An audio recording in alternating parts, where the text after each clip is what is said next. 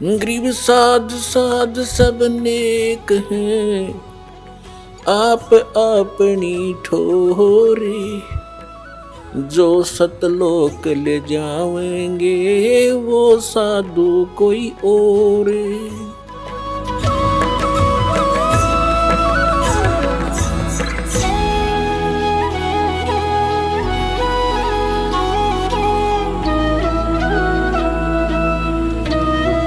अब प्रसंग चल रहा है कि शास्त्र विधि को त्याग कर जो मनमाना आचरण करते हैं, यानी गीता जी और वेद, पवित्र चारों वेद, पवित्र श्रीमद् भगवद गीता, ये एक ज्ञान है। गीता जी में कोड वर्डों में संक्षिप्त है चारों वेदों का, और साथ में इस गीता ज्ञान दाता का इस गीता में अपना मत भी है। जो इसका अपना मत है वो हमें मान्य नहीं है यदि वो वेदों से नहीं मिलता। वेद क्या है? वेद परमेश्वर ने ज्यों के त्यों इसके अंतःकरण में फीड कर दिए थे, और इसने न्यू के न्यू बाहर निकालने पड़े। जैसे समय आने पर माता के गर्भ से बच्चा अपने आप ही बाहर आ जाता, उसके बस की बात नहीं। जैसे किसी को वमन होती है, उल्टी होती है, तो उसके बस की बात नहीं उल्टी ना हो।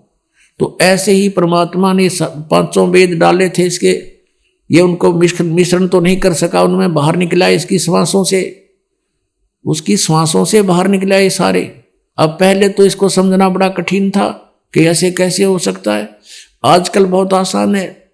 जैसे एक छोटी सी चिप होती है, उसमें कितना मैटर उसके अंदर फीड होता है, और कंप्यूटर में डालकर उसको दूसरे में निकाल ले, प्रिंट इतना ढेर लग जाता है, वो प्रिंट निकाल देता है, और अंदर एक छोटी सी चिप है। तो ऐसे ये श्वासों से ये पांचों वेद बाहर आ गए ज्योति निरंजन के, काल के, ब्रह्म के शरीर से। इसने देखा उनको पढ़कर,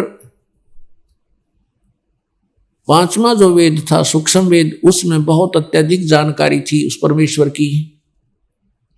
ये मंत्र लिखे थे उसमें सारे, इसने उसको सभा कर दिया, नष्ट कर दिया, यानी उसको नहीं दिया, छुपा दिया। और चार वेद दे दिए हमारे को कि लो इसमें मिश्रण नहीं कर सका वो इस वेदों में। अब इसने गीता का ज्ञान वेदों वाला बोला, इसमें थोड़ा सा अपना मत डाल दिया। बार बार कहता है ये मेरा मत है, वो समय आने पर बताएंगे अभी इतना समय। तो अब हमने देखना है कि पुराण क्या है और गीता और वेद क्या है। वेद और Gita God given spiritual knowledge है। जो गीता में ज्ञान है वो वेदों वाला है, और वेद परमात्मा ने दिए हैं पूर्ण ब्रह्म ने। तो जो वेदों और गीता में जो लिखा है वो परमात्मा का आदेश है, जो करना है बस, नथिंग एल्स। वो तो है शास्त्र अनुकूल, उसको त्याग कर जो भी हम साधनाएं करते हैं वो व्यर्थ है। अपनात्मा जैसे पुराण है, पुराण किसने बोला ज्ञान? ब्रह्मा जी ने। और ब्रह्मा जी से सुना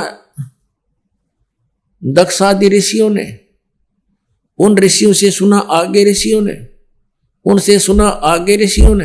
तो जिस ऋषि ने जो ज्ञान सुना जिस भी विषय में, उसमें ब्रह्मा वाला ज्ञान प्लस में अपना अनुभव, और प्लस में अन्य से कुछ दंत कथा सुनी हुई बना करके पुराण बना दिया।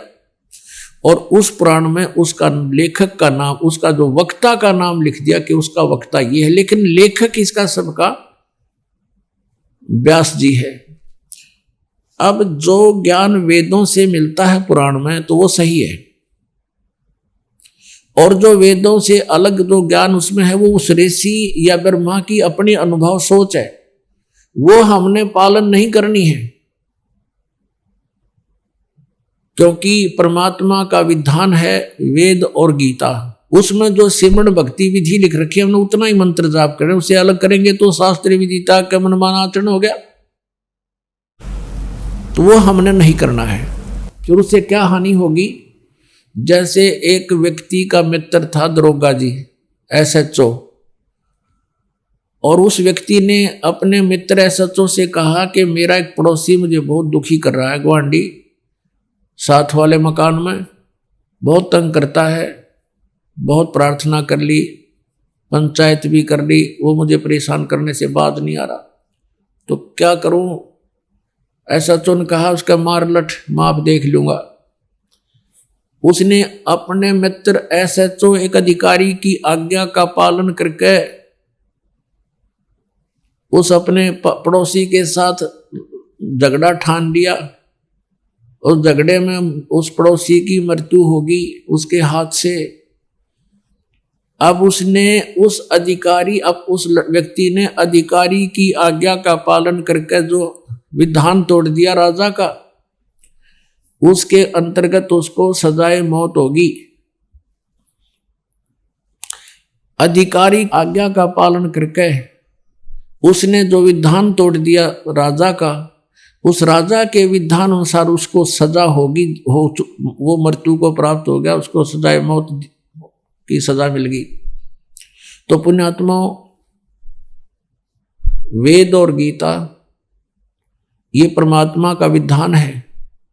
इसके अतिरिक्त पुराण जो है ये किसी ऋषि और यहाँ के ये ब्रह्मा विष्णु या शिव ये अधिकारी हैं, इनकी आज्ञा है उसके अंदर। यदि उनकी आज्ञा वेदों से नहीं मिलती है, उनके भक्ति की विधि, तो वो शास्त्र विधि त्याग के मनमाना आचरण है। यानी वो विधान, भगवान के विधान को भंग करना है, एक अधिकारी की आज्ञा का पालन करना है। तो उससे ये सजा मिलेगी आपको जैसे उस व्यक्ति को मिल गई। एक एसएचओ की आज्ञा का पालन करके राजा का विधान टूट जाने से उसको सजाए मौत हुई। तो यही दशा आप उन लोगों की होगी जो शास्त्र विधि त्याग का मनमाना आचरण कर रहे हैं।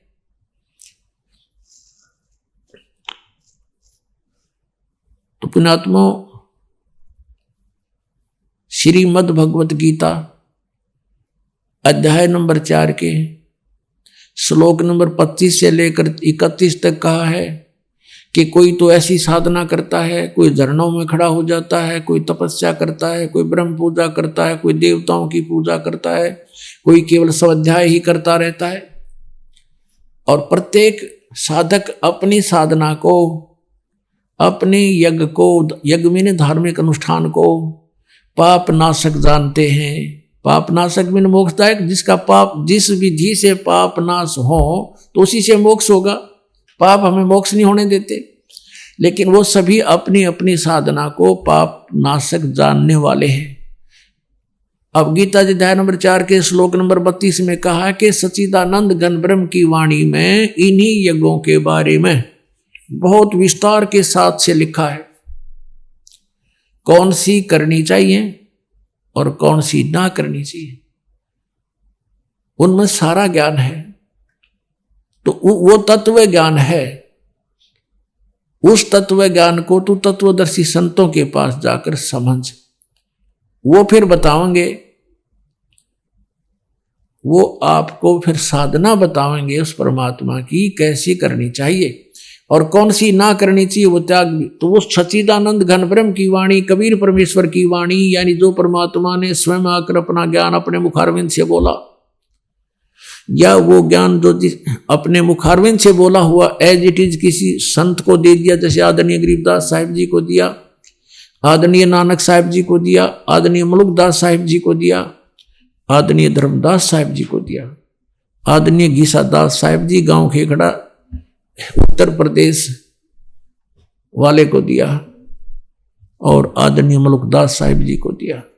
तो इन महापुरुषों का तो दास को ज्ञान है जिनको भगवान मिले, और उनकी वाणी भी दास ने पढ़ी है। उनके अपने सतर की जो ज्ञान है वो बिल्कुल जो का तो सुख संवेद से मिलता है, सच्चिदानंद घन ब्रह्म कबीर वाणी से मिलता है, मेल खाता है। इसके अतिरिक्त जो साधना हम करते हैं वो गलत करते हैं।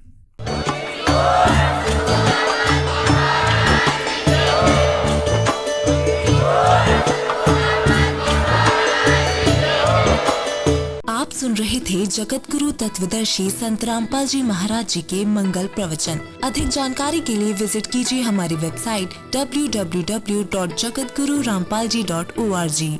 संत रामपाल जी महाराज जी के शुभ आशीर्वाद से पूरे विश्व भर में 500 से भी ज्यादा नाम दीक्षा केंद्र हैं, जिन पर संत रामपाल जी महाराज जी द्वारा ऑनलाइन निशुल्क नाम दीक्षा दी जा रही है। अपने नजदीकी नाम दीक्षा केंद्र का पता करने के लिए संपर्क करें 8222880541।